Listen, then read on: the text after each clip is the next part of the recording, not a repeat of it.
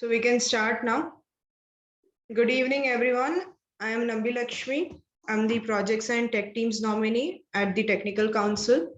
So today we'll be talking about the summer technical activities at the Institute. We have three of them. If you have done a little bit of research, those would be ITSP, SOS, and SOC. So ITSP would be the first technical experience for any freshman. Usually it's XLR8 and RC planes previously, but this time it's literally the first time you'll be working on a tech-related project in the institute. Second would be SOC or Seasons of Code. It runs many editions during the academic year where you are allowed to pick up a project, a coding-based project, and work on it. Summer of Science, again, you'll be allocated a mentor and a topic of your choice in which you study. Topics range right from physics to biology to computer science. So moving on.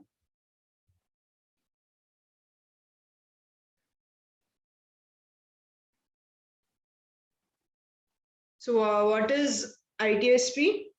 As I said before, ITSP is the first exposure to tech for freshies. This is the first experience where you also get to choose your own problem and develop your solution. Usually, it takes place during the summer vacations on a shifted timeline. So we start our orientation in February. We have brainstorming sessions from March, April, and people then start working. So the bulk of the work is done during May. But we know the fact that timelines are shifted right now. So yes, we have our orientation currently, and the bulk of the work would be done in SEM. So by the time your vacations start in June, almost 70% of your work would be done. So what are the steps? First and foremost, that would be form a team. Teams, usually it's a team of 4, no more, no less. Then propose a problem statement. Problem statement, it can be an inspired one. You can look up the internet or you can look up previous documentations, a link which I will be sharing soon, where you will find all the worked out problems in previous editions of ITSP. Or it can also be an entirely new solution to an existing problem. Next would be, you'll get you a mentor for the same. Those will be senior students who are experts in the subject or have already solved a similar problem statement, and finally start working. So moving on to each step, team formation. As I said before, it should be teams of 4. Only if under extraordinary circumstances would a team of 3 or 5 would be led, else it should be a team of 4. Composition of the team, this is an important part. Try to be as interdisciplinary as possible. In fact, I would suggest if it's a team of 4 from different departments, it would be much better. If you're going to stay within your own circles, first thing is you won't be meeting out many people, especially it's an online semester. And secondly, people from the same branch studying the same subjects usually have the same line of thought. You won't be getting variety in your problem statements, and your thinking would also be restricted for a large extent. So yes, composition, try to be more interdisciplinary. And the last would be proximity.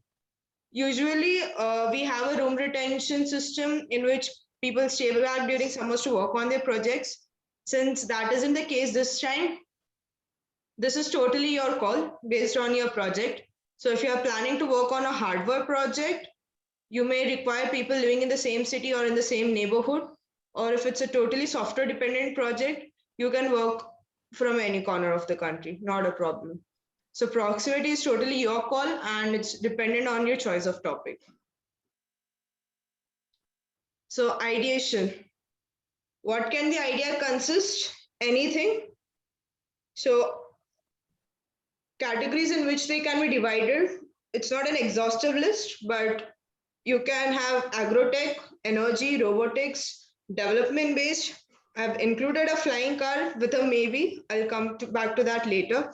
But yes, when I say non-exhaustive list, it can also be a problem statement taken from hackathons that have already been launched. One of the main sources would be a Smart India hackathon, if you have heard before. It's released by the government of India, so you can take inspiration from the problem statements there. So ideas you can take from anywhere. Just be sure it's not entirely plagiarized or you're copying an existing idea. This is an important part, feasibility check. So yeah, since I put the flying car statement there, why it may not work. Whatever ideas you submit, it will go through a feasibility check that will be performed by the seniors. It will be seen on the fact like, is it novel or is it copied? Is it precise on what it needs to be solving, or it's just a vague idea out there? And how much background knowledge as a freshman do you need? So as written, vague ideas that are completely present on the internet, like you're just copying a repository and posting it again, or ideas which require complex knowledge. So maybe no flying cars, but yes, amount of knowledge which we think a freshman can do it within the stipulated time. That would be the sole basis of selection of ideas. But yes, last year, though it was an entirely online initiative, we did have a team which designed a self-driving vehicle and simulated it virtually. So yes, if you have a good potential to grasp a learning curve too steep, you can go for anything you want. The timeline, as I said before, since timeline would be restricted and changed. So currently on the 20th and 21st, we'll be getting mentors. This doesn't pertain to you, but mentors would be, in some cases, they might also be your ISMP mentors or not DAMP mentors. You will get them next year. But yes, ISMP mentors or managers who are heading clubs right now or institute secretaries. The discussion on ideas, we'll be having brainstorming sessions online in which we'll have a couple of seniors. It would be a mostly informal session in which you can put out ideas. We'll also discuss some, and we'll discuss your ideas for feasibility. And if we think that it can be changed a little bit or applied in some other field, we'll suggest that. 31st, so this month end, we'll be releasing out the forms. There you'll have to register yourself, your team members, and your ideas. Depending on the category or the tag under which your ideas fall, mentors will be allocated. That will be on the 4th. Once we have collected our ideas, the mentor allocation would also depend on the fact how feasible we find your ideas to be. So on the 27th, the brainstorming sessions we have, if you are already attending them and you have got a go-ahead signal from one of the mentors or one of your seniors, mostly you'll pass the first round of feasibility. But let's say it's an idea you have not told anyone, then in that case, there's a possibility that it may not pass. So that's the first round of feasibility. If, let's say, your idea doesn't get through, you'll again be given a chance to re-ideate or reiterate on some aspects of it. There will be comments, obviously, on the idea which you have submitted. With that, you can make the changes. So on the 7th, you'll get your result, whether your idea has made through or not. Once the result on 7th is declared, people who are not selected or who have been asked to reiterate on their ideas, they'll have to submit it again on the 10th for a second round of feasibility check. So by the 15th of April, we would have completed all our feasibility checks and you would be ready to start working.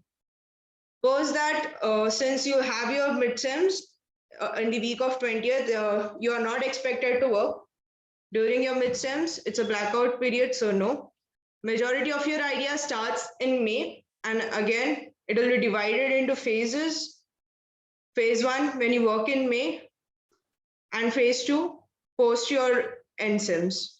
Between these, you will have review meets with your mentors, with technical council members who will give suggestions on the work progress. And also, if we find some team after passing the feasibility check, not dedicating time or just lagging behind too much for no plausible reason, that team will be disqualified. It's a strict rule and no ifs and buts on that. So unless you are very serious about working on an idea, please don't take this. But yes, once you are serious and you really want to explore, just go for it. Many freshies have this prenomination that if you don't have the background knowledge how to get about it, don't fear about it. We have an awesome set of seniors who will guide you through it. You have infinite number of resources which you can follow and learn. So it will be a great learning experience. Also, all the sessions and all your review meets will be scheduled keeping in mind your quiz schedules and midterm schedules. So that is not to be worried about. So next, I'll ask one of the previous teams, ITSP 2020, to share their experiences.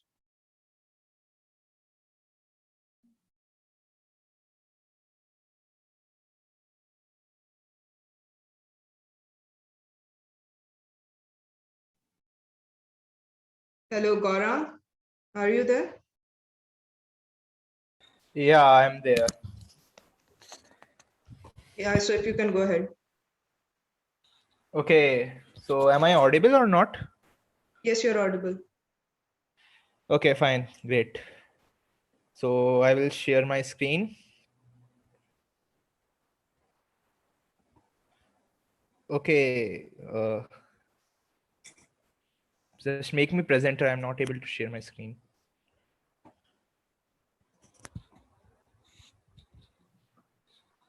You should be able to now.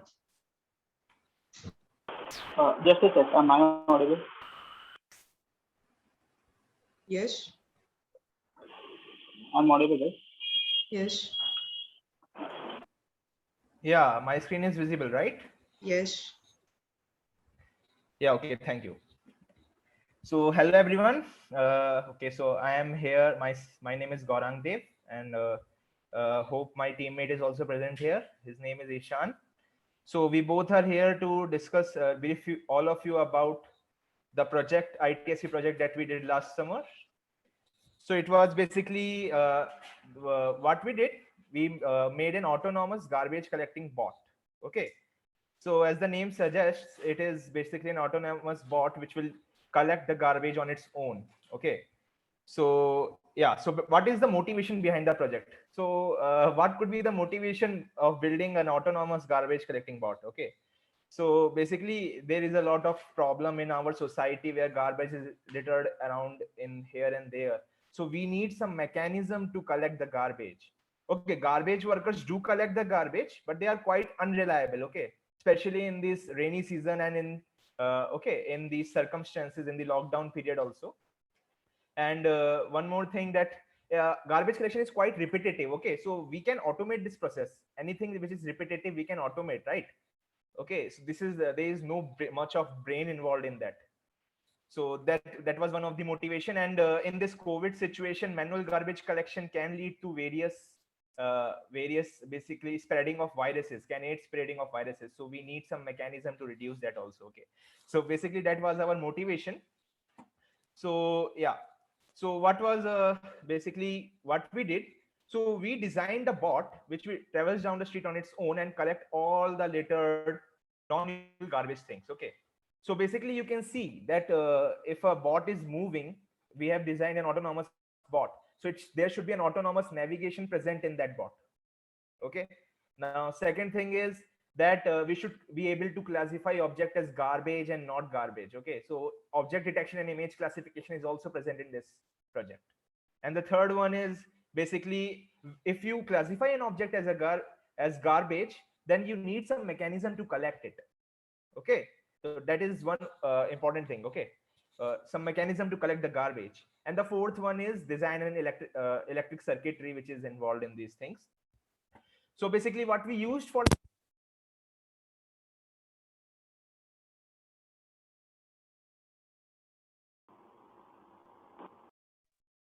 You muted yourself.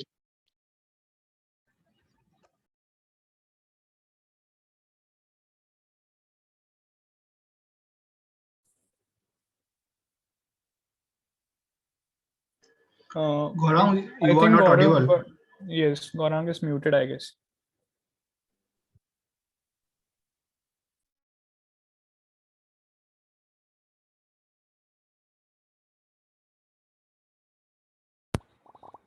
Am I audible now? Yes, you are audible. Yes, yes. Okay, was I muted for the whole time? Just What for was 1 minute. First 1 continue. minute.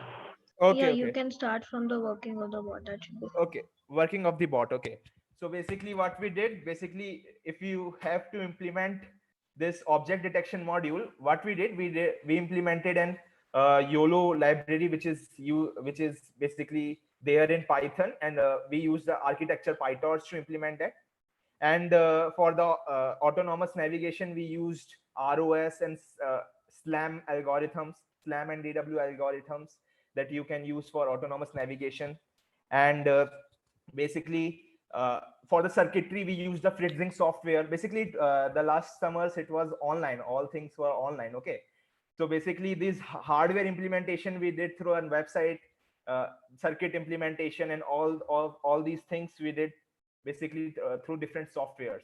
So Fritzing is a software which is used for designing electric circuitry, and basically ROS is a software which we can implement for designing the simulation, for simulating the bot. Okay, so these are very important things, because okay, this time I also think that it will be online. So basically you should know these softwares, ROS and all these things for simulation. Okay, so this was one of the thing. And basically what we used for the object detection, we used YOLO version v3 for image classification. For object detection we need something, right, that an obstacle is present here or there. So we used a 2D lidar. Okay, so these things, these small things, these things we used for making the design of the bot. So that was the thing. Okay, so I would like to basically there are some videos also I would like to present these videos. Okay, so basically first of all, this is our collecting mechanism. What happened? Yeah, so this was our collecting mechanism. Okay, my video is visible, right? So this was the bot. Okay, so this is the simulation of our bot. I can repeat this if someone was not able to see. So this was the simulation of our bot.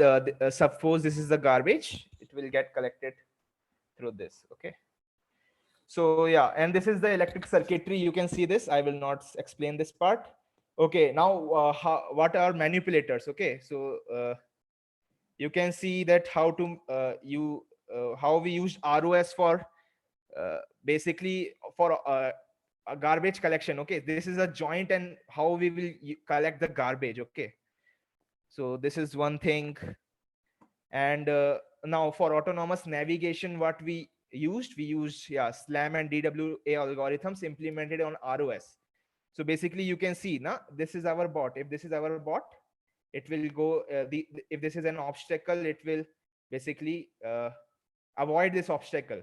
Okay, by using a 2D lidar. We are using lidar here. Okay, so yeah, so if the reflected light, if the object distance is less than certain meter, it will basically turn left. Okay, by default, if you want to do so, it will turn left or right. Basically what you have set that to default, that depends on that. Now yeah, so this is the object detection. Okay, you can see this, we have used YOLO version, and this is classifying the object. It is classifying it that it is a trash for 18%, like this. If you increase the data set, it will accuracy will increase. Okay, now Ishan would like to throw some light on the workflow and a prerequisite. Yeah, hello. Yeah. There's some issue with my video, so I'll just see.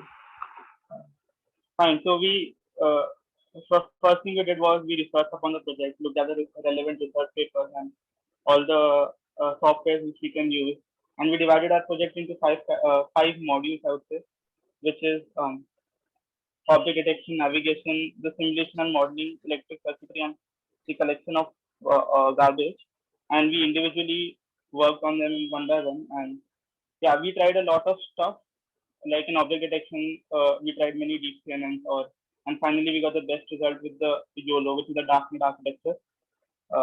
And like object collection, we had a gripping mechanism, and then we finally settled for a palming mechanism. So it was a lot of trial and error to get probably the best result which we can get for the bot. Next slide. Bye. Fine. So, till now. Fine. So what all did we learn? So I would say there are no hard prerequisites for the project we did, but it would be good if you have like some background on Python and PyTorch and all that. It would be easier for you to implement. But fine. So we learned about the different deep learning frameworks and about Python, uh, learning with architectures and how to test different models, get better accuracies and all. We learned the raw software, the SLAM algorithm, MOVEit package, and one of the main things, as I said, was trying out different things. So instead of using radars, we tried about zero depth estimation and monitor depth estimation. We learned how to get better circuit design going and how to simulate our model in 3D. Next. Fine, so as I said, we tried different models and those were the solutions to the challenge we faced. So, like for collecting garbage from the ground, as I said, we can have either a gripping mechanism or a palming mechanism. And the palming mechanisms actually gave us a better result. And how to detect garbage. Yeah, there were no hard prerequisites, I would say. You can learn everything on the go if you're dedicated and if you can give enough time. So we learned about transfer learning, how to train big models using transfer learning, and yeah, how to detect garbage. This is all you need to research, get better models, and how to get better results.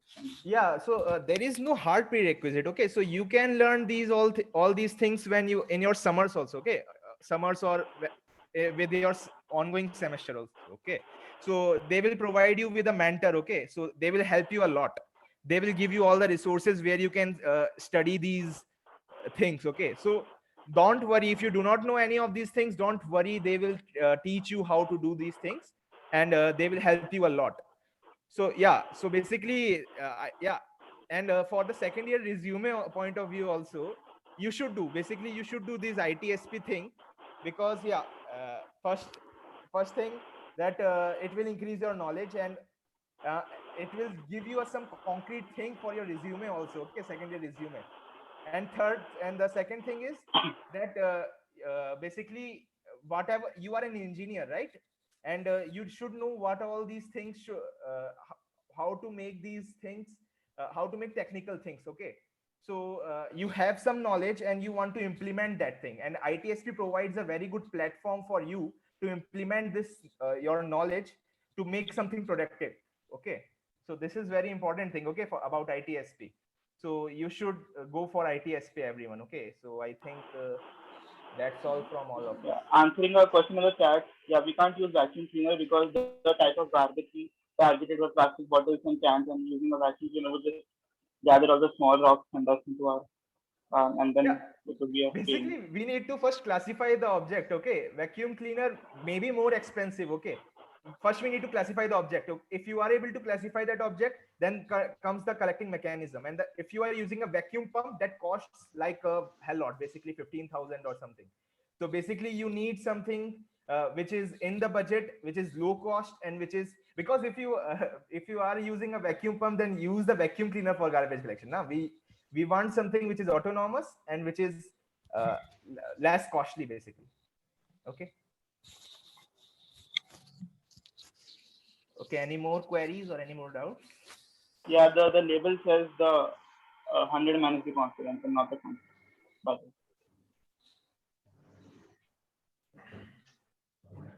I will stop sharing now.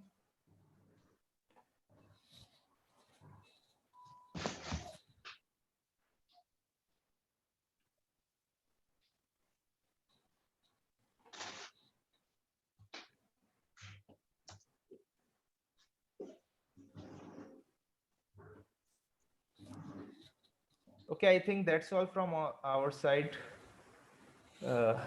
Okay, thank you, Gaurang. Next, we'll have Shubham from Team Crusaders. Okay.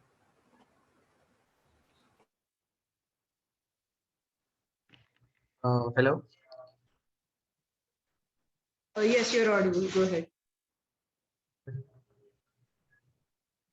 It's actually Ritesh will be presenting, so I will just ask him.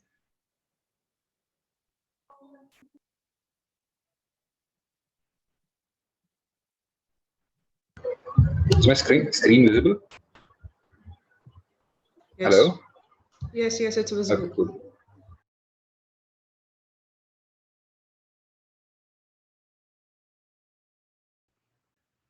Okay, so I'm Shubham Gupta, and we and my 4 teammates, Videsh, Sham, and Aman, we did a project in ITSP on autonomous drone delivery system. Okay, so first of all, I'd just like to tell everyone, don't get intimidated by any of the stuff that you're hearing. Like I'll tell you, all 4 of us, any of the things that we used in a project that I'll be explaining later on, we did not know any of it. Okay, we learned it all of the things that we have used in the project while going through the project and while doing the project itself. So if you don't know any of this, just don't be scared about it. You just have to learn more, and that's all. Just next slide. Okay, so our idea behind the project was to create a delivery system that delivers a package from one place to another. So I'll just tell you, this is the motivation. So I'll just tell you how we came about the idea of the project. So most of you don't have any experience of how we live in hostels in IIT Bombay campus. So the messes close around 10 o'clock and we have canteens and everything after running after that. But many of the times we need to eat something from the outside. So the delivery is not allowed, the delivery boy is not allowed to come inside the campus.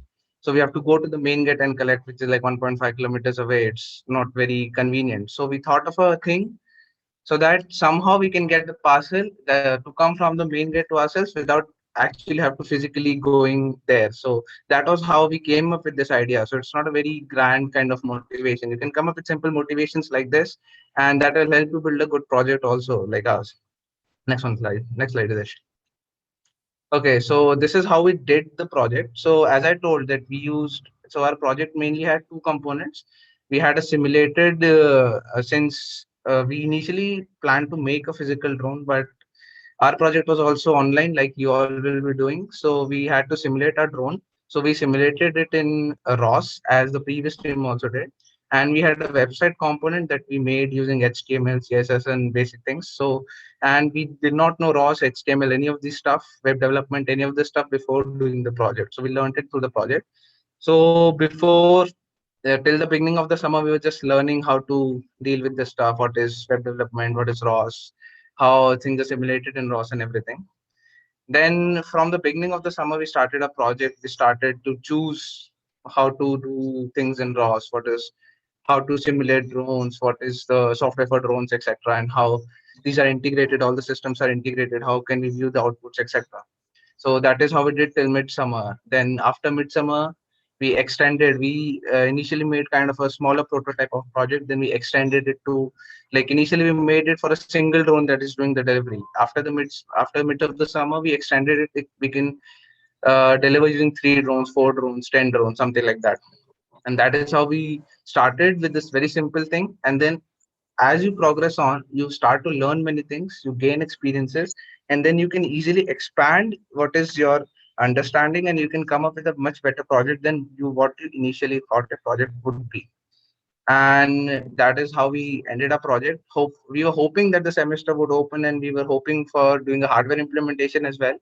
But unluckily, this campus is not yet open, so we are still hoping that maybe we can do it probably next time when we come to the campus. And one more thing that I would like to add. So uh, this drones and everything, they sound good. Initially, we also thought that these are like cool ideas and everything. I think most of you will be thinking like that. Although I said ki you can learn a lot of things, but still you have to be a little serious about these things. You cannot just say, kids, I'll learn everything. It's not that easy. You have to be a little serious about what you have to do, but don't be that serious ki, like I don't know anything, so I won't be able to do any project. It's not like that. You have to be a little serious and learn how to learn things and how to go about the right route. We have a great set of mentors for that, and they'll be helping you across any of your problems. And so don't be scared and just carry on with the project. Sham. Hi guys. So I'll explain the basic idea behind the project, like if it were to be executed, how it would look. So this is our sort of flowchart that we made for 3 parts: the sender, the receiver, and the drone. All right. So what happens is the sender opens the web portal where they get an option to activate a drone, put a parcel in it, and send it to a like pre-decided location. So they load the assigned drone with the package, and they enter the drone's pin and they confirm it. And once that's proceeded, they get a delivery pin, and the drone takes off with the parcel. All right. So once that's done, they an email is sent to the receiver of the package with the delivery and the tracking details, and the deliverer is given an option whether they want to track the package or not. So if they want to track the package, either the deliverer or the receiver, they are led to another web interface where they get a map with the location of the drone on a satellite image, or so a satellite map of the campus, along with real-time tracking of the drone as it travels. On the drone side of things, the drone starts to navigate to the delivery location, and once it arrives at the respective location, it's over to the receiver. So the receiver receives the package. If they choose not to take the package, or if the receiver does not tap the button that the package has been delivered, automatically the drone will just fly back to the main base. But if they click on the delivered button, which they receive once the drone has reached the location on their web interface, the return of the drone is initialized and the drone can return to the base, and this process starts over. So this is the basic flow that we thought of if this project was to be implemented, how we would see it through. Ridesh, over to you.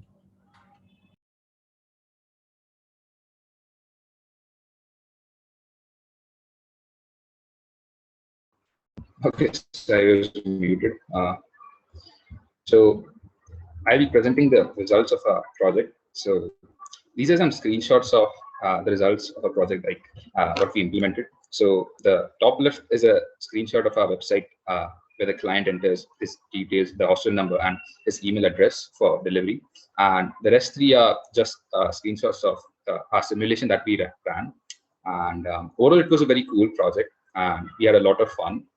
And we have a short video on the actual simulation that we ran.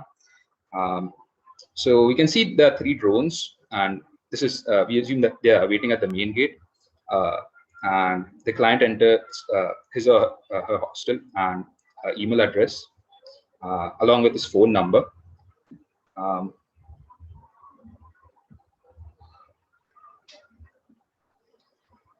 And that places an order, and he has to enter the correct pin of the drone assigned.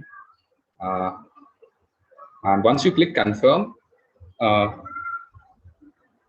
drone will be assigned and it'll start going towards its location, that is hostel 10, I believe, in this case. So as you can see that it has started to, it has taken off, and it'll soon navigate to hostel 10. So I'll just skip forward a bit. And the client can track his delivery in real time, and the map updates in 5 seconds. The position of the drone updates every 5 seconds.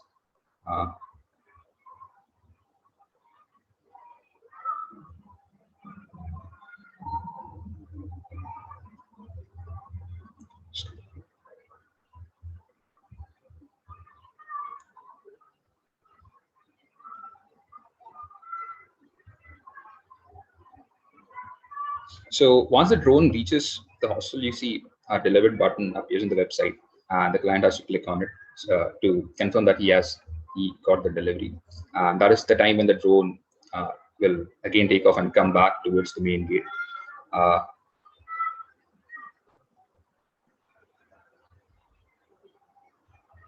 So I'll just skip forward a bit.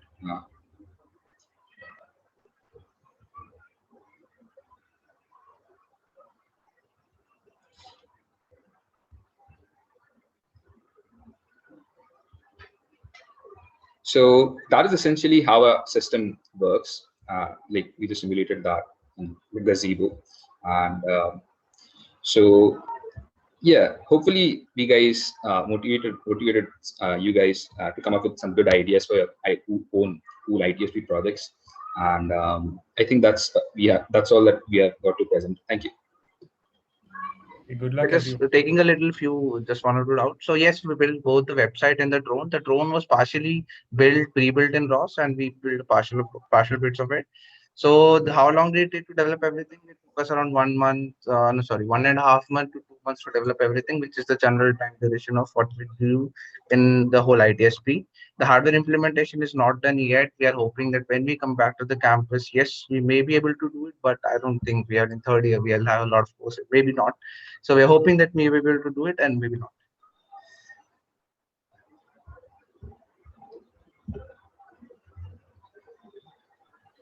All right, I think you guys can take one more question. Okay, sure. Okay, yeah. So we did a backend work of the website as well. The backend was done in Django. If some of you know what it is, it's a Python framework. So it was done in Django. And yes, as I said before, like everyone can do it. It's not like what you know, what you don't know. You can learn a lot of things. We all did not know anything about ROS web development, anything. We learned all of it while doing the project. So all of you can do it probably.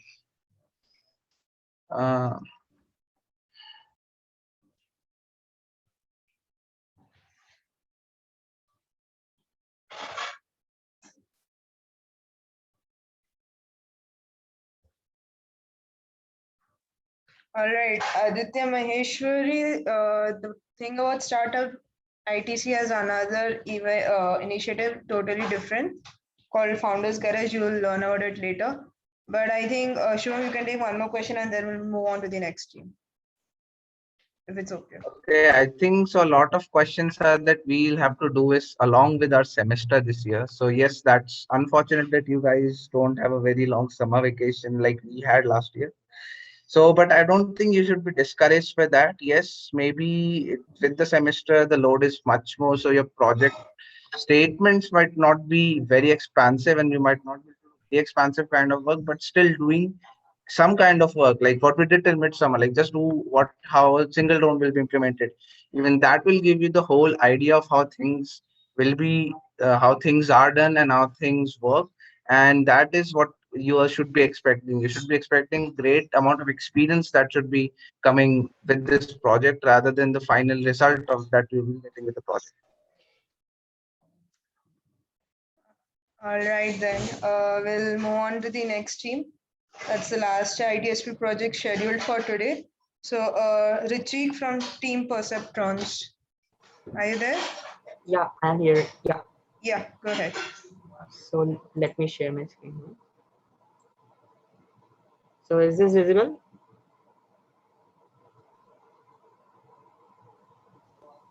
Yes, it's visible. Is my screen visible?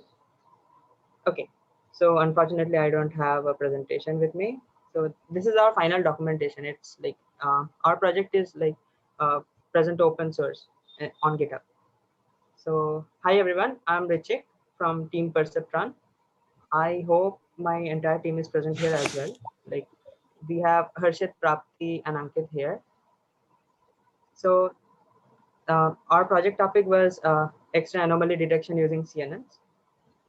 So CNNs are basically convolution neural networks, which are a type of neural networks like used to mainly classify images. Like you can read about it later. I'm not going into the technicalities now. So since this event is like meant for freshies, I would like to focus more on how we ideated our project and like formed our team rather than going into the technicalities. So like any other team, like initially we were having a tough time searching for project topics, and then I came in touch with Latika. So she shared the list of past project topics with us, and we were inspired by one of the like anomaly detection projects, and we modified that project and added some sub problems to make it more interesting and suitable for us. And also like I in the chat I saw a lot of questions like how you are supposed to form the teams and all. Like don't feel intimidated by that. So like as far as our team is concerned, I didn't know any of my teammates previously. Like all of us first met online. Like we had never met in the NSP. So that is something I would like you guys to know. So we still have contact with each other, and that's pretty amazing, you know. So again, that is something you completely gain from ITSP, like team building and stuff. You gain a lot from that. So coming to our project, what we basically did was we built a 5-model transfer learning ensemble for disease prediction and a single PyTorch model for disease localization. Like, let me break it down for you guys. So on the surface, you can say that in the input, like, let me show you some diagrams, so otherwise this becomes boring. So in the input, we took a say chest X-ray image, and our model decided if like some disease was present in there or not. Like, we had 5 major disease to classify, like edema, cardiomegaly, etc. I'm not saying all of the names, you get the idea. But our model classified the diseases and also like localized the heat map. Like it decided where edema was present and all, like that kind of localization. So once this prediction engine was built, we packaged it into an API. And you guys don't need to know what an API is, but you can see it in this perspective. Like say you are a developer, you don't need to know how this classification is done, but you can still use our model. And one of the major thing about this, like we achieve near state-of-the-art performance. Like state-of-the-art means the best performance. So we took part in this competition called the Expert ML competition. It's a competition named run by Stanford. So our results were quite close to the state-of-the-art, even though like we had very minimal computational power with us, I would say. So these kind of stuff are like computationally expensive. So yeah. So on top of this, we also built an web app, a cross-platform web app, so that this used our API to like display the results. So this is kind of a tool for the radiologist, and our project was mostly based on the backend of this. So we had we did a lot of research stuff on this as well. We read a lot of papers. Let me show you. We read a lot of papers, like you can find all the references here. And if you are interested, you can also look up this like our GitHub repo. Like Harshit, you can actually share the link in the chat, link to our organization. So what I feel is like a lot of modifications are possible in our project. Like you can improve the state of the art further. And yeah, if any of you are interested in this, you can take this idea and certainly carry it further. So yeah, so if you guys are interested in some like what do you say, like theoretical project, you can actually take this up, because this has a lot of research potential as well. You can look into that perspective as well. So I guess let me check the chat once.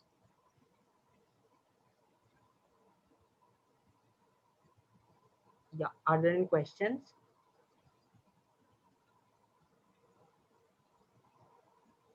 Otherwise, I guess like that's it from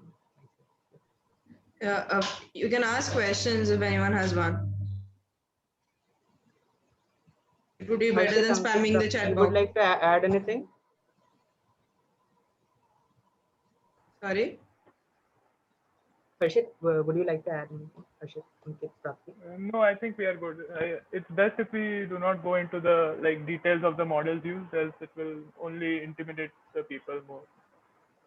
Yeah, actually, like this is more of like a theoretical project. Like I won't get into the like the state of the art stuff and like that, something like that. So if anyone is interested, they can certainly check out the documentation. It's a 17-page long documentation.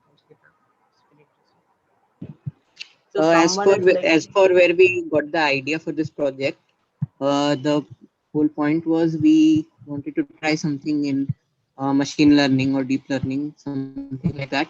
And this anomaly detection using X-rays is quite a big thing in deep learning, because radiologically, for doctors to manually detect diseases using X-rays, it takes a lot of time. So automating that task can really, can really have a good effect on the health sector.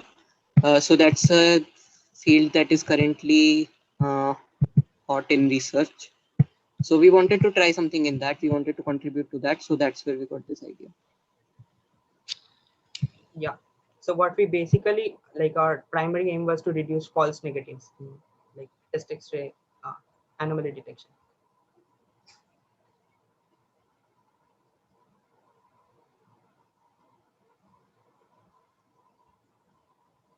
I guess that's all for from our side. I guess. Okay. Thank you, Richik. So with this, we come to an end of the IDSP orientation. Next, we'll move on to SOC, Seasons of Code. So Akriti from WNC Club will be joining now. Akriti, are you there?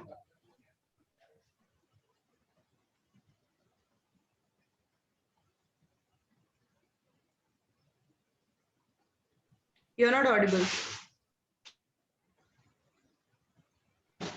Hello, hello. Yes. So I'll be briefing you about Seasons of Code. Seasons of Code is WNCC's flagship event. There are two versions of it, the summer and the winter version. Some of you might be familiar with the winter version of it where we had floated some do-it-yourself projects. The summer version would be quite different in the sense that it will be more monitored. I'll share my screen and show you the website.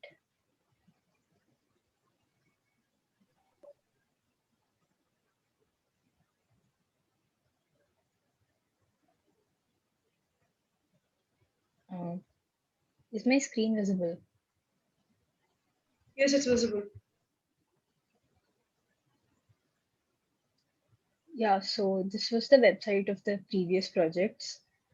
Here, each project is taken by specific mentors and who will guide you throughout it, and they will personally look after your progress and learning. So there are projects from various categories. There would be competitive coding, scientific computation, open source development. And recently, as you can see, there are quite a good number of projects in machine learning and reinforcement learning as well. So that is a buzz field right now, and you can take up SOC if you really want to dive into that field.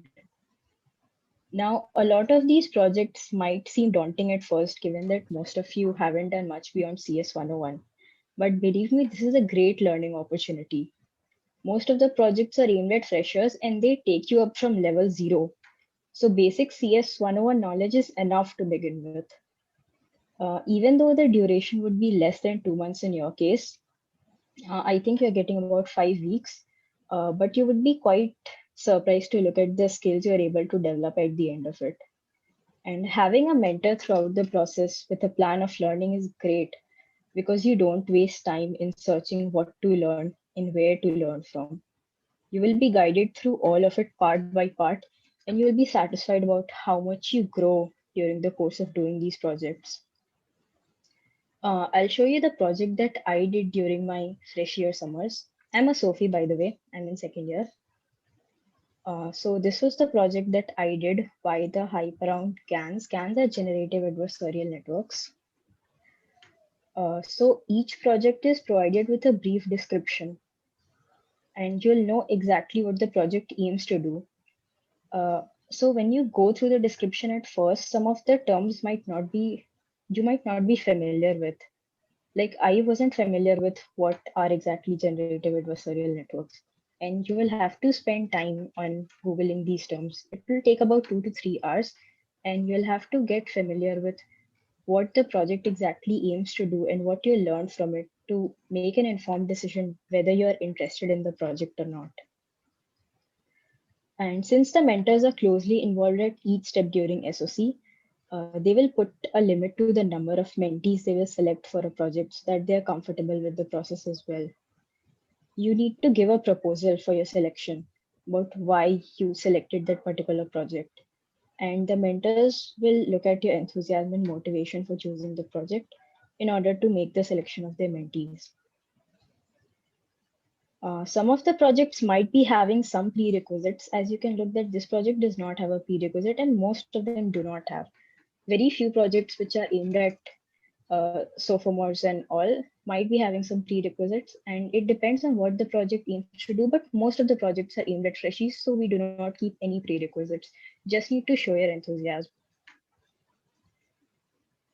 There would be a timeline with the breakdown of what you will do across the whole duration. We got quite a good amount of time because of the COVID break. We got 12 weeks. But that shouldn't be a problem. We have given projects accordingly since you only have 5 weeks this time. The timeline will tell you what you will learn throughout it and the expected time input from you. It might be that the time expected from you would be greater this year, but we have adjusted the timeline accordingly, as I will tell you later. You can contact the mentor at any point during the course of projects. You can just ask every doubt, even if it is stupid. You can ask the mentor because you will have some sort of a Telegram or WhatsApp group and you can talk to them throughout it. And of course, it's a coding project, so you can Google all the doubts you have. To tell you a bit about GANs, the project that I did, GANs learn from a data distribution and then they try to generate fake data. It is a neural network. So my project was based on machine learning, as you might have noticed, it is mentioned. So like if we give it faces of human, it will look at, we have to give it a data set, big data set, which consists of several human faces. It will learn from that distribution. Then it will try to generate faces which never existed. I'll show you a website. Can you guys look at this website? This person does not exist. So these are faces generated by neural networks synthetically. These people do not exist in real life. A neural network learns from real human faces and then it generates fake human faces. It's quite cool about what AI can do these days. And I did not even know that GANs existed before I did this project. I was just familiar with basics of Python. I had also done just CS 101 and a basic DIC course that we have in CS, but I wasn't familiar with machine learning at all. I didn't knew much. I just wrote in my proposal why I was interested in machine learning and why this particular project excited me. And the selection was just on the basis of that. And a lot of projects might require a basic Python proficiency. So you can take a look at that. And we have resources, WNCC has resources available for that. We will share it with you. So right now, this project, I benefited a lot from this project. I wasn't familiar with machine learning, so I got introduced to the world of machine learning and deep learning. And right now I'm even pursuing research with a professor at Princeton University. Because I did this project, I got familiar with it and I knew that I wanted to pursue research in this field. It was quite a fun learning experience and you build something great in the course of just few weeks. You'll be satisfied with your result. So we'll share the link with the projects that are floated for this year. And you can take a look at the projects right now, past year projects. They are available on the WNCC website. This year, there are a great number of projects. Like there were about 30 last year, and I think there are 45 this year. Not all of them have been added yet. We'll share the link once the projects have been added. Even I have floated a project. I did a project on GANs, so I floated a project on GANs this year along with my mentor. And I'm floating another project comparing the various CNN architectures. So if you're interested in machine learning, look out for these projects. A brief explanation of timeline. Since you have only a 3-week vacation period, we are taking about 2 weeks from your INSEM. So we'll expect you to begin your work around 22nd March. You would be expected to work for 2 weeks till about 4th April. Then we'll allow time for your midsim and endsims, and you'll complete the rest of the project in the remaining 3 weeks of your break. So are there any doubts? What's the motivation for new faces? It isn't just faces. GANs can generate fake data. That was the point. So you can generate things which never existed. So the use case of this is basically in styling. Like you would have seen, the faces were generated using style GANs. So a lot of application of this goes into the fashion industry where they generate faces, where they generate like fake designs. I'll can present my screen and take you through some of the results, use cases of CAMs. Just a minute.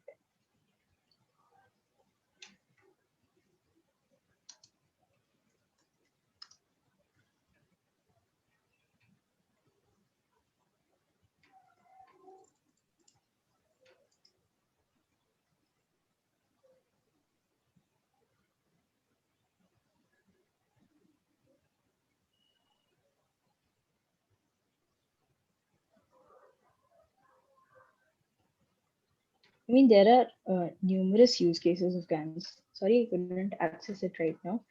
Like there is also neural style transfer, where you can take two data sets. For example, you have a data set where there are seasons. There are pictures where summer is depicted at a particular location and there's winter depicted at another location, and you can use neural style transfer to transfer the season of one location to another. You can mold the picture in such a way that the picture which originally presented winter at a particular place is now seems to be a summer season. You can take a picture of a horse and a zebra and you can transfer the stripes of the zebra to the horse. So this shows potential about what you can do.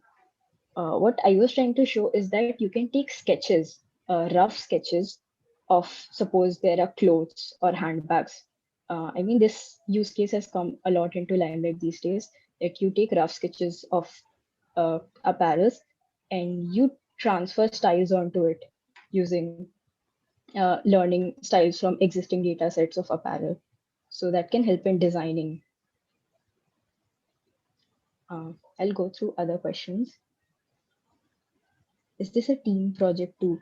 So there are different kinds of projects. Some projects would require you to work in teams and some projects would require you to work individually. And they would mention it in the description about how you have to go about it.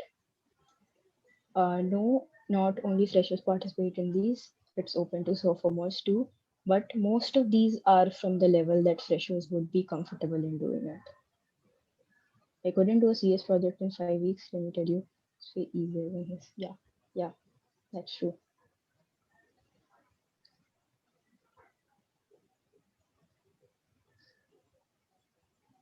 Uh,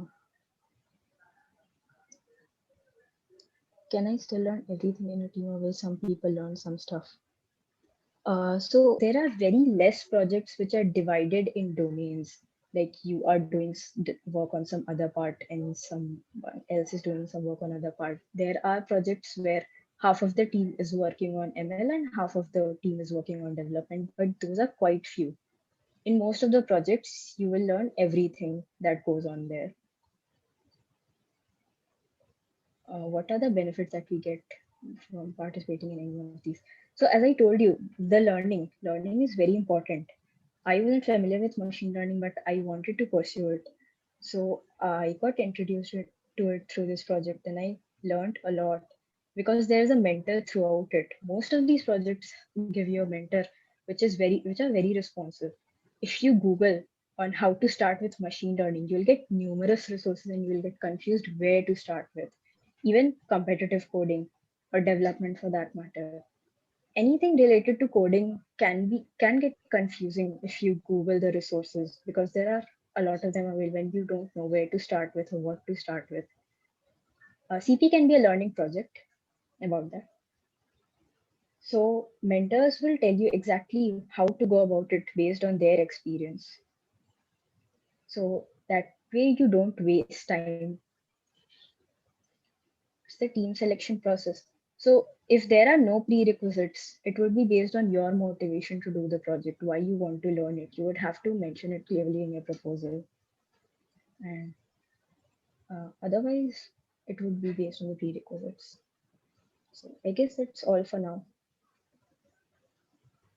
Okay. Thank you, Akriti.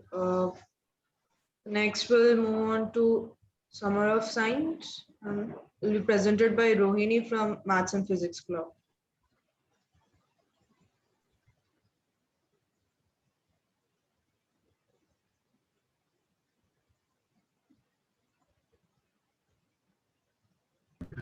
Hello, am I audible?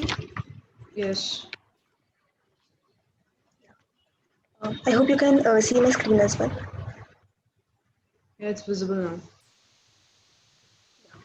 now. So Summer of Science is initiative by Maths and Physics Club, and basically it is a learning project guided by mentors. And it is a reading project where we choose a topic, and we can learn that topic in greater depth throughout a span of generally 2 months. And we have a variety of subjects to cover there, like ranging from very niche topic from maths or physics or even biology, computer science, and so it is not restricted to maths and physics, even though it is maths and physics club, and rather it is extended over all domains from science.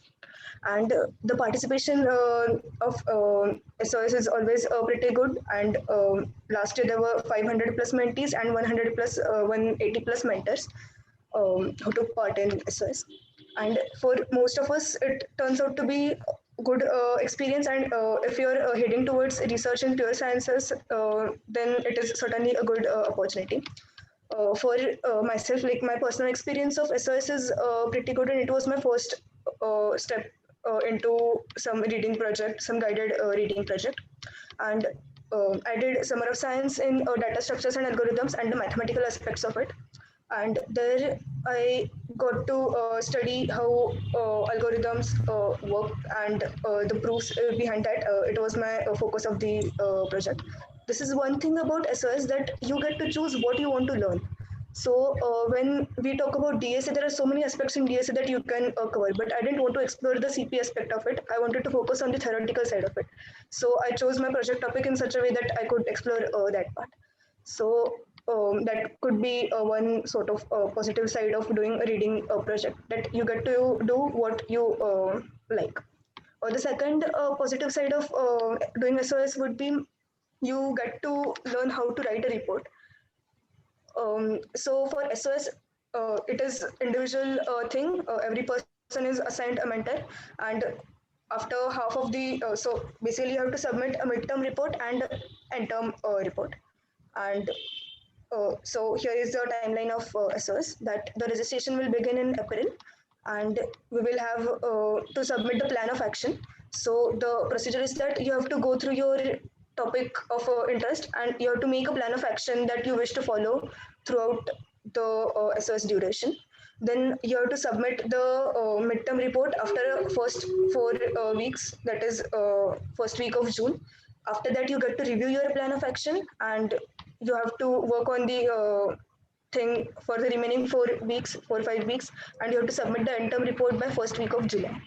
And as I was saying about my experience of SOS, so as I said, we get to learn how to write the report. We also get to learn how to do guided projects. And if you are planning to explore the theoretical side, it will certainly be a good experience. And even if not, there will always be some topics that you wish to explore during your J days or even after that. And SOS could be a good learning opportunity for that. And of course, it will always be a good thing on your resume as well. You can obviously do SOS and ITSP or SOC and like many things together, but we expect you to spend at least 2 or 3 hours every day on SOS in order to gain most out of the experience.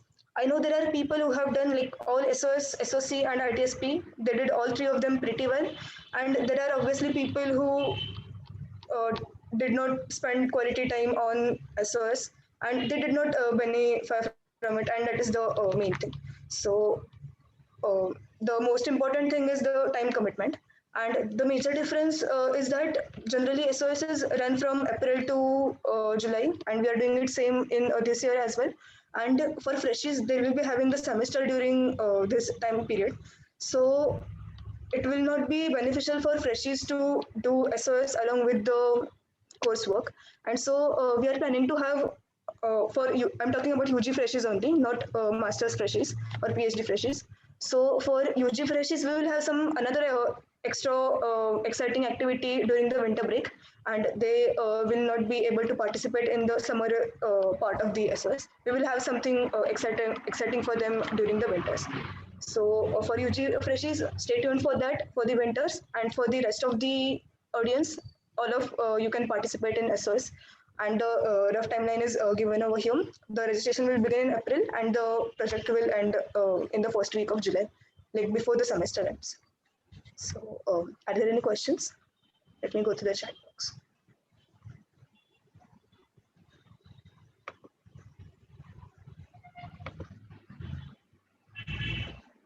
Okay, the difference between ITSP and SOS is that SOS is more about theoretical reading project, and ITSP is you actually do something, some working model, or yeah, something like that. So SOS is basically reading project. SOS is algorithm.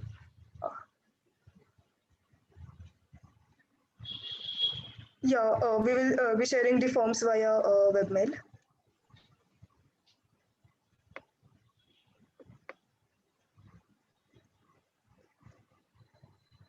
Okay, yeah, and in SOS you get to learn LaTeX, and it will always be a good idea to learn LaTeX that you'll be using in your future life as well. And it will be taught to LaTeX, but there are obviously good resources. There was a good course by LearnerSpace that was conducted last year, and we can share the link for that, and you can learn from that. It's like writing a research paper. No, SOS is not like writing a research paper. It's more like reading a book or reading some text and then writing what you understood from it. You're not doing any original research work, and maybe the SOS participants are not do not have enough prerequisites to do original research work. So it is more about reading project and not a research project.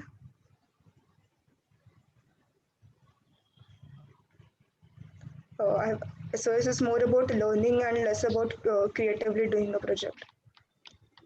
Not exactly like that. You get to explore some creative problem solving techniques and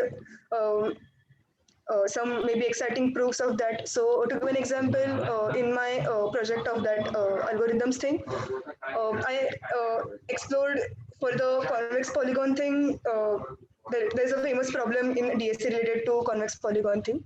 There are 3 solutions available that are sort of easily available.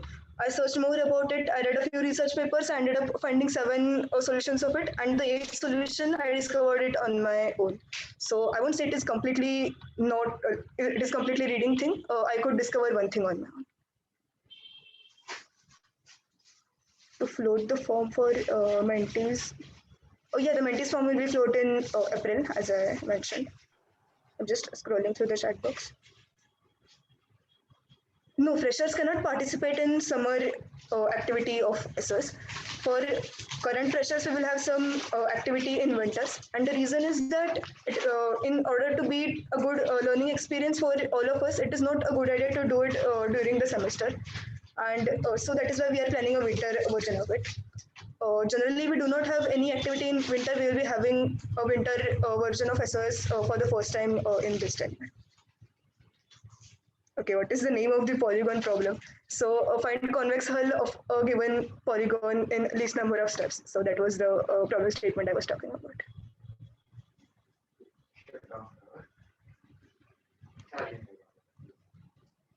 Are there any further questions? Or that is what I have to say.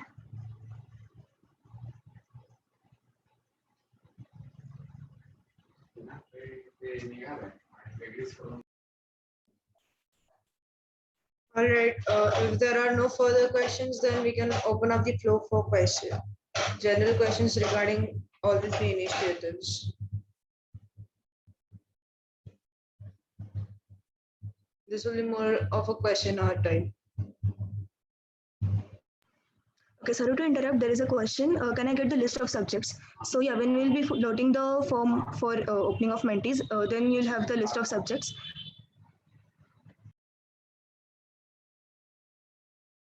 And on the MNB website, you can have a look at past reports of SOS. There you can get a rough idea of generally which subjects there are there.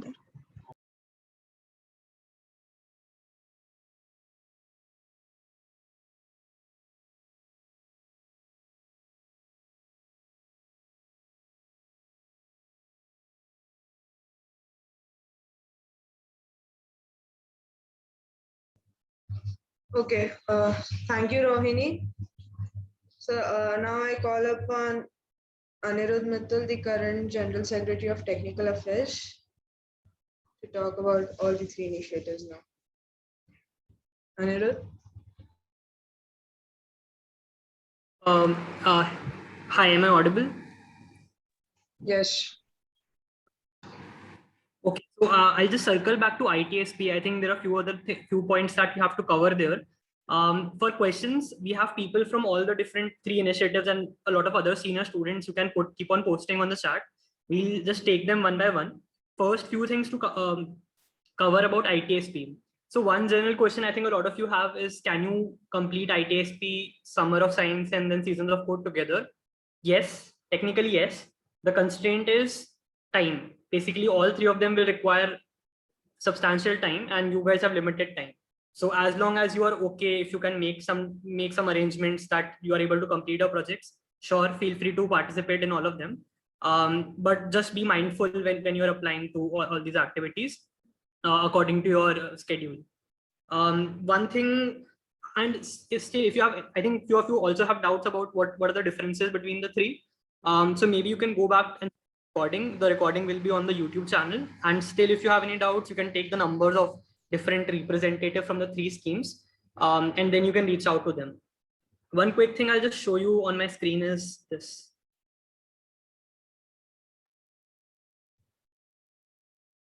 So first of all, I mean, you can see the after movie of ITSP 2020 on the YouTube channel. I won't play it right now. It's a 2-minute thing.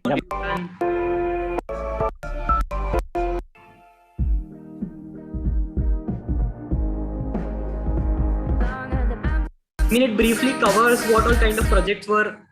I hope the voice was, you could hear the voice, but it briefly covers the kind of projects that were attempted. We are going to share a detailed list in which you will have the documentation submitted by the teams. You will see the videos also. So that will help you come up with your own ideas. But again, be mindful that you don't have to copy any ideas. If you see that you're copying ideas, you will directly reject those proposals. We are going to check all the proposals once with the other projects. So go through this after movie. One other thing that you should check here is, if you just Google, just put it in the YouTube search box ITSP, you will see a lot of videos. Because from 5 years ago, people from 2014, 13, it's a very long scheme in which people have been participating over the years. And all the people have uploaded different kinds of videos on YouTube. One particular video I would like to show you is this.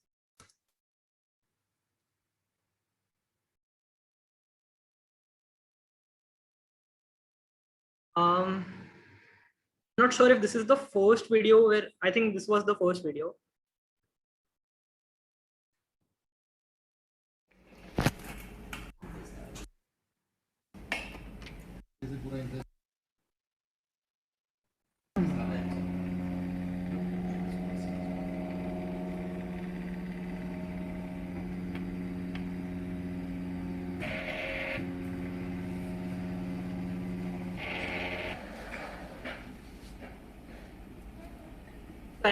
You got the idea, right? So basically, it's an automatic chess playing bot. This, I think, was attempted in 2015, and after this, I think multiple people have attempted this. And this is like a very successful product. You must, if you follow chess, if you know people who follow chess, you must have seen them have a similar product. And so in a way, it's a very good startup product also. The reason why I'm showing you this particular video is the person who made it for the first time, Parth Kothari. He was the person who spoke at my ITSP orientation. I'm in 4th year, and this is technically my 4th ITSP. And he was a BTech in electrical engineering, after which he went to pursue a PhD in EPFL Switzerland in computer science. And I remember when he was in EPFL, he once told me that while he was applying to EPFL, he had a lot of other successful projects, a lot of other achievements, but still his ITSP project was something that he mentioned like on the top. It was competing with a lot of other projects which he completed even in his 7th semester, 8th semester, in his 3rd year intern, which basically means that if you make correct use of this opportunity, if you actually choose the right idea, I'll just go into what I mean by the right idea. you can actually leverage this opportunity a lot in terms of your career aspect also. When we do ITSP, we encourage people to just have fun. There is no obligation of making something very tangible. You have to just actually deploy something. You have to make something very successful. You should really just have fun. But there's a very good chance that if you do things right, if you follow all the timelines, if you make use of the mentors that we are going to provide you, all the other resources that we are going to make available, then you can actually make something very useful out of it. And so, yeah, coming to how you choose your idea. So Parth Kothari, in his first year, when I was in my first year, he said this thing. I don't want to claim any rights over this. He said this thing कि idea कैसा होना चाहिए, idea sexy होना चाहिए, and ever since from every orientation we just say this thing, because technically this is correct, right? You don't have to bring an idea that we will approve. We will approve a lot of ideas as long as you're working hard on that idea, as long as you are following up with your mentors, it is feasible within the given timeline and resources. We won't reject ideas. So you have full freedom on choosing your ideas. So why not choose an idea that actually means something to you, something that a problem that you actually see near you. And that is why ITSP provides a very good opportunity that you can just go around, find problems that are near you, and use this opportunity to work with your friends, to get in touch with senior students, make new friends, make new senior friends, get started with a technical community. So yes, what I would recommend is, now that we are done with the orientation, you should start Googling, go on YouTube, start searching for all sorts of problems around you, and then start making a list of things. We are going to hold brainstorming sessions for you, because right now you might not be able to gauge what kind of ideas will be possible in ITSP. But from your end, what is expected is that you make a list of all possible ideas that you really want to work on, and be prepared for those ideas. So this is one. So how do you pick your ideas? If you have any other questions, again, we'll discuss it again. My ITSP, for example, if you have seen Pranav Mistry ka Sixth Sense ka video, that was my ITSP, because I thought वो काफी cool चीज है. He did a TED Talk video जिसमें he got a standing ovation. So I thought this is something very cool. Let's implement a part of this. Why not? I won't do the entire thing, obviously. That guy did it in his PhD one book thesis. a week.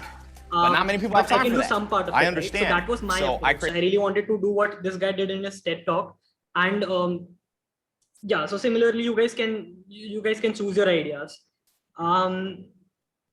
One thing is about the documentation portal. So as I said, we are going to share a Google Sheet in which we are going to share the documentations and the videos from last year, and I think the year before. This year onwards, we have made this thing called a documentation portal on our website. It's not ready yet. I think it's in the beta phase. We have given it to a few people. What we are hoping to do for all three things, ITSP, Summer of Science, and Seasons of Code, hopefully all three, I think, you will have to upload all the videos on the documentation portal, all the documentations also, everything related to the project, you will upload there. All the previous documentations also we are going to upload on that portal. So that way, that particular project, and even going forward in your second year, third year, whatever things you work on, you can keep on uploading to that portal. So in a way, you will have your profile on the website, Tech IITB website, and it will be there even after you graduate, and even the documentations of people who have already graduated. Everything will be available in one place. So that is just one point. Be careful. We are going to ask you repeatedly to upload everything on the documentation portal. Now, quickly I'll answer a few questions that you have already posted in chat. Then maybe we can let people speak. People from ITC can unmute and start checking those questions. First is, we will have to do everything in semester. Correct, you will have to do everything in semester. That is unfortunate, but we can't really do anything about that. Even last year also, when we were supposed to, every year we have ITSP in the semester, people come back to the institute and then they work. But last year, when we had to shift everything online, we were very confused. How will you do something like this? ITSP, we won't be able to conduct ITSP. Everyone felt that ITSP nahi ho payega, let's cancel ITSP altogether. But we didn't. We asked students to change their ideas. They had already submitted their ideas, but we asked them midway to change their ideas to something that they can work on in an online manner. And they did. Last year, we had about 74 projects, if I'm recalling correctly, 74 projects, and they were brilliant projects. I remember the ITSP closing ceremony we had sometime in July, and some of the freshies, they've worked on some projects that you would expect third year students to work in their internships, which is like the internship after their third year. That was the kind of level people were working on. So what I'm saying is you guys will have a problem, but you still have a good amount of time in which you can pull off something substantial. You don't have to, make something that you will compare from the last year. You have enough time. We will make use of the semester time. We will make use of the summer time, also the 3-week summer vacations. And you guys have to just make something that will give you good enough experience to jump in the world of tech, right? You obviously have your second year, third year, fourth year to continue that project or anything else for that matter. Use this opportunity just to have fun, just to begin working on projects. So that is one. The second is, I've written hardware. I don't find funding. Yes, we usually give funding for projects, but it depends on the kind of project. We usually give it for hardware projects. So if there is a possibility of a project that you guys, let's say, for example, 4 of you are in the same city and you want to work on a hardware project and that is approved, then we can consider the possibility of funding. Though because of the pandemic, the funds from the institute are limited, but still we will make arrangement for it. So yes, you can consider projects for which funding can be made available. Next is continue the next semester. Yes, you can continue the next semester. We will definitely encourage that. If you want to do it standalone. In fact, at ITC, if you want to work on any project, we have this facility where you can just propose your idea. We will allow you to buy certain things up to a certain amount, and then we reimburse that. So anyway, you can continue, you can work on any project, but specifically for ITSP, if you want to, you can continue working on a project. There is this thing called ITSP++, which is, so we don't use the name ITSP++ now. We have integrated it with Founders Garage. So Founders Garage is something that happens. It was started this year in November, but from next year onwards, from what I know, it will be started in August. So what will happen is after ITSP, if you think your project has some business value, you can make a product out of it. Then you will be allowed. There are special places reserved for ITSP teams where you can apply and go for, you can apply for the Founders Garage thing. And then you can again participate in that entire thing and maybe take your product to the market. And there are actually ITSP projects that are taken to market. But and even not just business value. I remember this ITSP project that continued after ITSP, and those people have published a research paper out of it. They took the project to a professor in aerospace department and they published. They are in the process of publishing a paper. So in terms of possibilities, there is infinite possibility. You can actually, if you continue, if you are really interested in the thing that you're working, you can actually build something very useful out of it. So I think, yeah, I mean, these were the questions I have written. If you have any other questions, I think there are a lot of things going on the chat. So maybe just for now, just restrict it to questions that you want us to answer. People from ITC, you can unmute and start answering those questions also. The recording, by the way, will be uploaded on the YouTube channel. And they're actually pretty cool things uploaded on the YouTube channel. You can just check it out.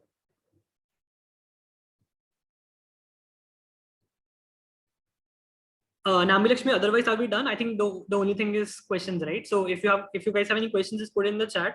Nambi Lakshmi, if there is nothing else, I think we can close. We can just stay back for questions. Yeah, like almost all major questions are answered. So if anyone wants any specific question. Okay, SOS, because of time constraint, we won't be having. Rohini has already said it. So yes, because of time constraint.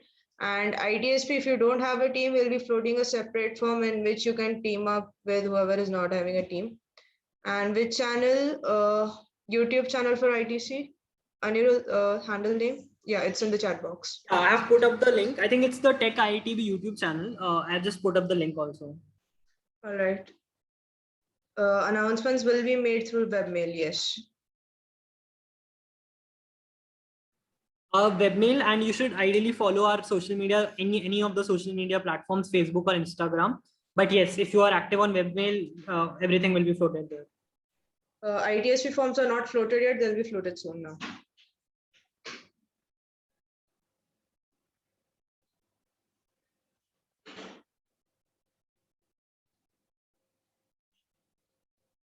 All right, so if we don't have any more questions, then we can end.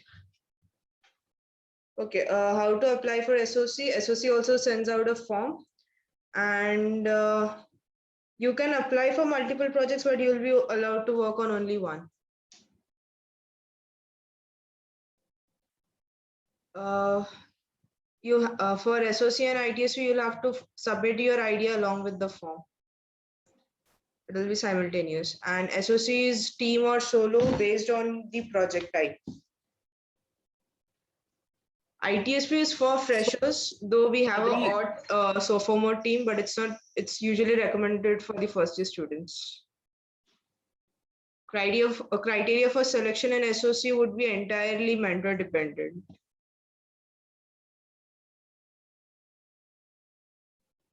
All right, any more questions? SOC, you'll get the mail soon for registration.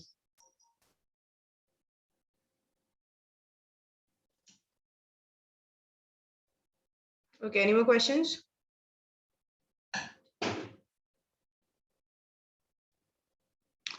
You can participate in ITSP. Nobody has told you can't participate. SOC website, Akriti, would you put it up on the FB and Insta handle? That would be great. And also in the chat box. And SOC is for freshers, yes.